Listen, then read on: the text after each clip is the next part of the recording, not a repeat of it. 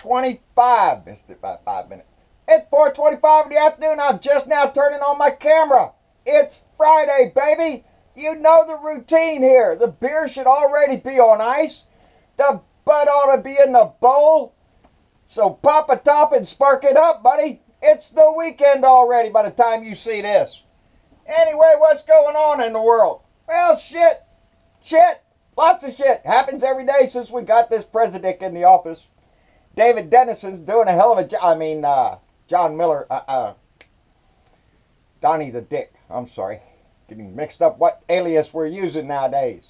Anyway, the big news is that he's got a meeting with Kim Jong-un. He stepped out yesterday in the press pool officer, stuck his head out there and said that, well, we're going to have a meeting here in just a little bit. We're going to tell you all about it. Well, it comes out to be he's going to meet with Kim Jong-un. Well, ain't that a little tick for you every day? He's going to meet.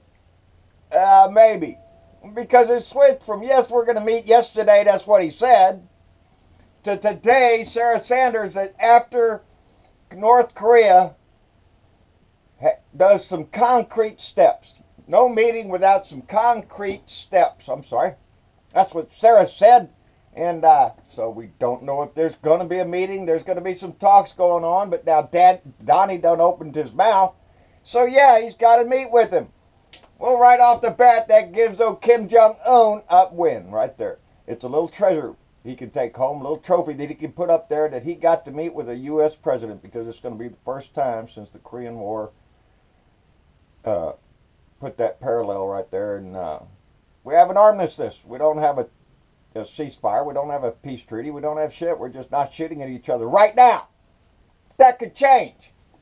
So Kim Jong-un gets to put that he gets to be the first one to meet with a U.S. president. We'll see what comes out of that meeting. Donnie says you got to denuke the peninsula. Donnie says one of the things before our meeting is you got to denuke the... Well, that ain't going to happen. We've been here before. He's promised shit before, but this will be the first time he's actually going to meet with the president. Yep. Oh, Lord, have mercy. It's going to be a hell of a photo op there for Kim Jong-un.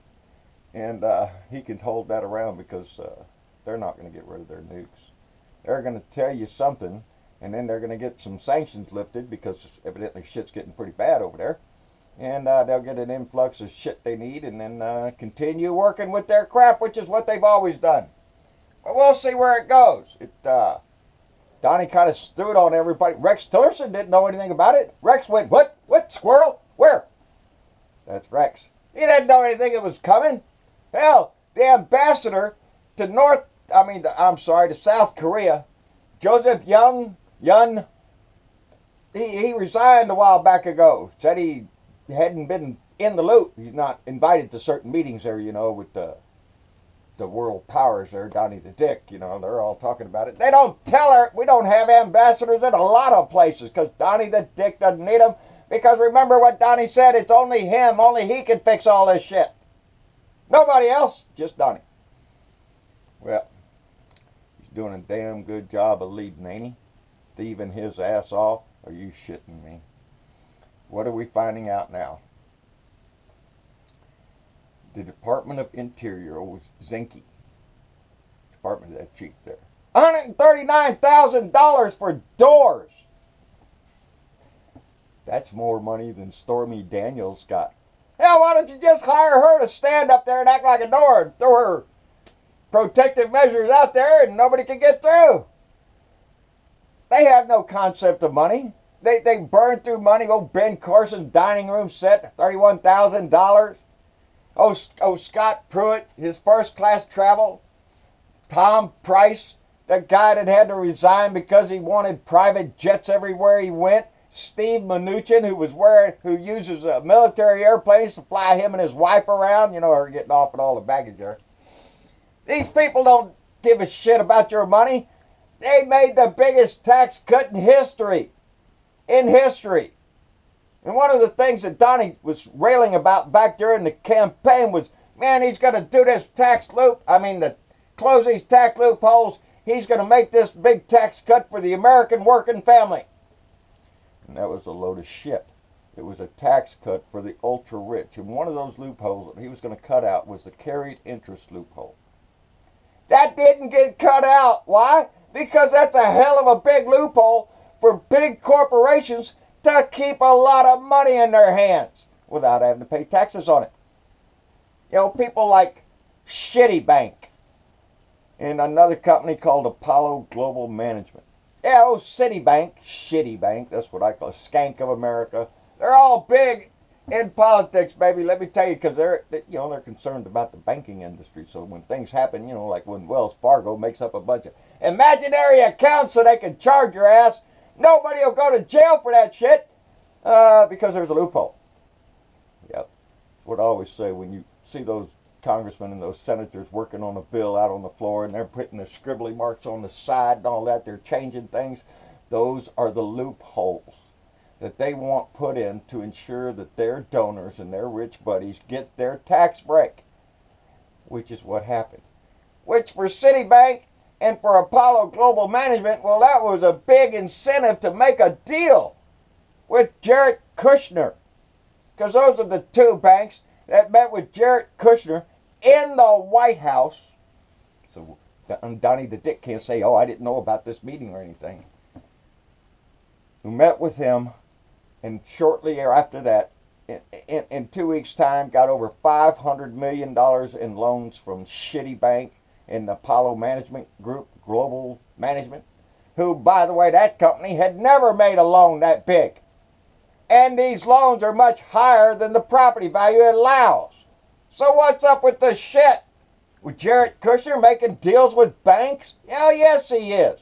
And his daddy too. Remember, he goes over to Qatar and asks Qatar for a loan. Qatar. Hey, I need some money because my son, he works in the White House. And they told him no, and within weeks of that meeting, there's a blockade around their ass. But no, there's no influence there. Nothing to say that if they had made the loan, the blockade would have happened anyway. Bullshit. That's punishment. They're using the office of the president to enrich themselves, their buddies, and it, like I said, it falls down from the top when you have a president that lies through his teeth and makes money off of his office. Well, hell yeah, the rest of them think they can do it too. That's how come we end up with $139,000 door, $31,000 dining room sets, private jets whipping around all over the place. Little buddies up in, Montana, two guys get a big old contract because, hey, buddies there with the old Zinky. That's what kind of government we have now. It's all for sale. The Republican Party has turned it into a big auctioning block. How much will you pay me for this? How much will you pay me for that? That's what's been going on this whole time with everything. With the gun lobbyists and everything else, the NRA, yeah, they pay money to control the vote. And this is what we get. We get a bunch of assholes up in our house that are doing nothing but raping this country, destroying the laws, and getting in the way of businesses having to do things in a proper manner, in a safe manner. Hell no, do away with those regulations. We don't need that shit. Them workers, they're on their own. They got cancer, don't worry about it. It'll be 20 or 30 years from now. They don't give a shit about your kids, my kids, our grandchildren, nobody. They want that money, baby.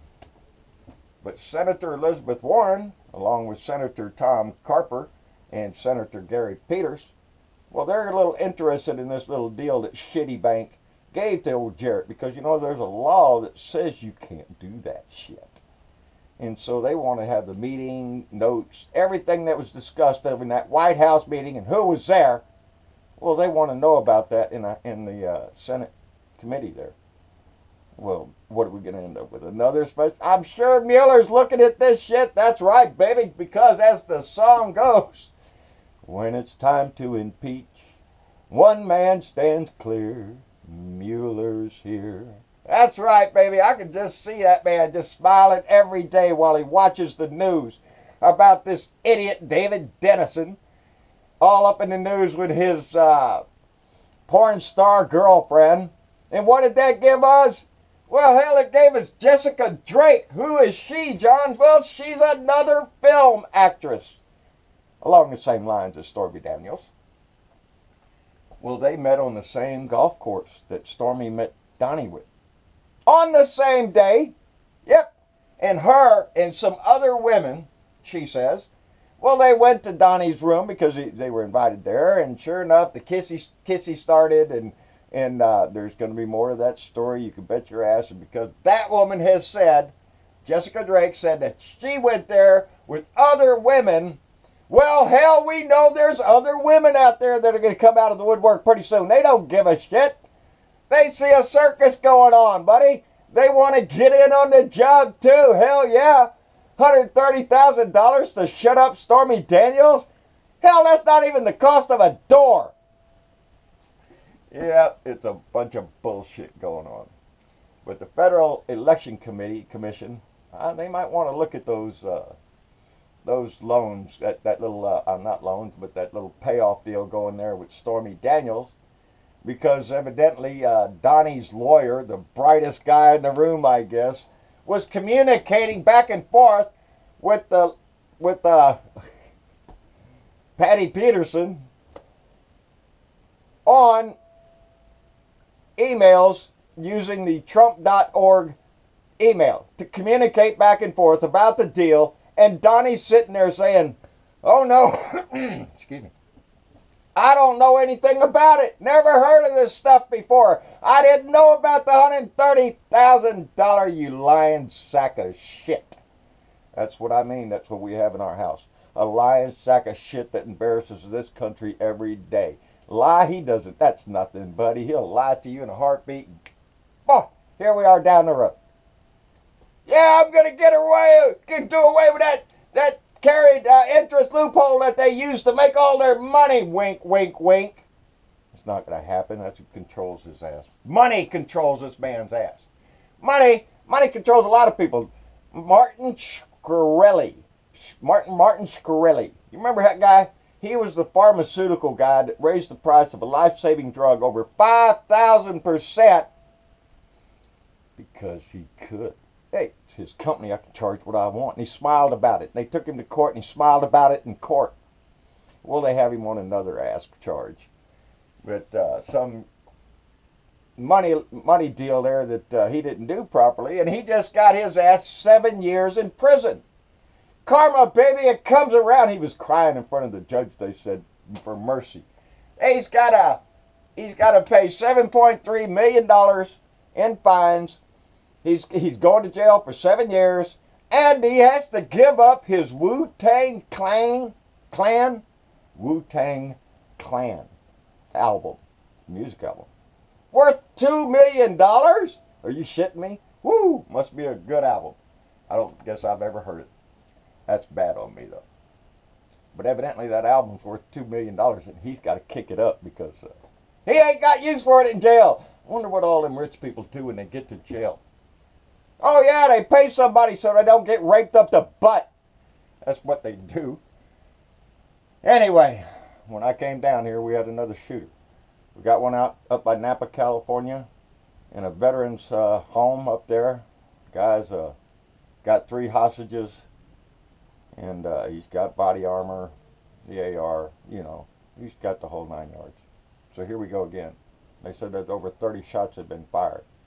So I don't know the outcome of that. We're gonna deal with that, and we'll find out what's going on. But it just points to just another problem that we have that we're gonna scream about. This is another nut job. Oh my God, he's crazy. Who sold him those guns?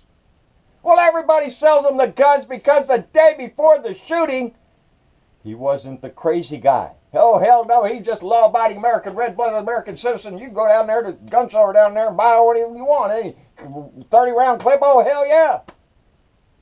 But the day of the shooting, he becomes a crazed maniac. He's the same guy.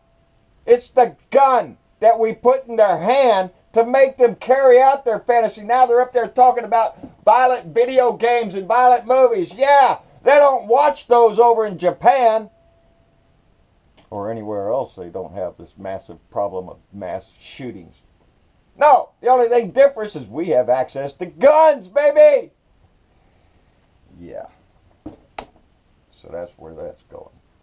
At least I like to take a little thought that Christopher Mapp, that guy that was running for my congressional district down here. You know, remember the guy that wanted the guns? Everybody get a gun. Everybody get as much ammunition as you can. Bore up the doors. Let's get ready because we got to get ready. That guy. Well, he didn't make it. And then next time, buddy, come back, you know, about 4 more years and try it again. And maybe there's going to be somebody just like me that tells you if you don't care, we're going to make sure you don't get elected. Anyway, the elections are coming up. We just had our primary down here in Texas. I am so proud of Eric Olguin and Beto O'Rourke. I'm on fire. I missed an event last night. Eric was speaking over in Robstown, and you know, problem living out in the country. You got to travel a ways, and so I missed that, and I'm really sad I did. I'm on fire for. I want to get out there and get involved in some more politicking because we got a runoff coming down here with Eric, and we got to push his ass all the way to the Congress up there, and I think we can do that too. We'll crawl over glass to vote this November. I know we will. But here in Texas, we're going to have another one in May, and we need to get that done. So, to all our Blue Dots, supporting everybody out here, we appreciate it so much. Those over there at John Bernabo Speaks, the Blue Dot family, I did a little video for Candy Guidry, who is our main admin over on that page. You can go over there and take a look at it. And Candy is going to do a little introduction to herself. I don't know if it's going to be on tape or in writing. But she's going to introduce herself so y'all know who the people are over there on JBS. That's what we call it. JBS, John Bernabo Speaks. Like, who gives a shit? Anyway, that's what I always think when I hear that. But they're doing a hell of a job over there. Joe Riddle and Monica and Kat, they're doing great work over there, and we want to give them the recognition that they deserve. Anyway, that's about all I got, people. Check my board. That's all I got. It's Friday, baby. You know what to do. Like, share, and subscribe. John Bernabo, Blue Dot in Texas. Let that light shine, baby. We got a ways to go until November, and we can't slow down. We got to keep it going. At Blue Dot in Texas on YouTube, on Twitter at Blue Dot in Texas, anywhere else we can get this message going, out my truck window, out your window, whatever. Push this message because we have to do this. We cannot slow down, and we can't do anything but build this wave bigger. On that note, we'll see y'all later. Bye.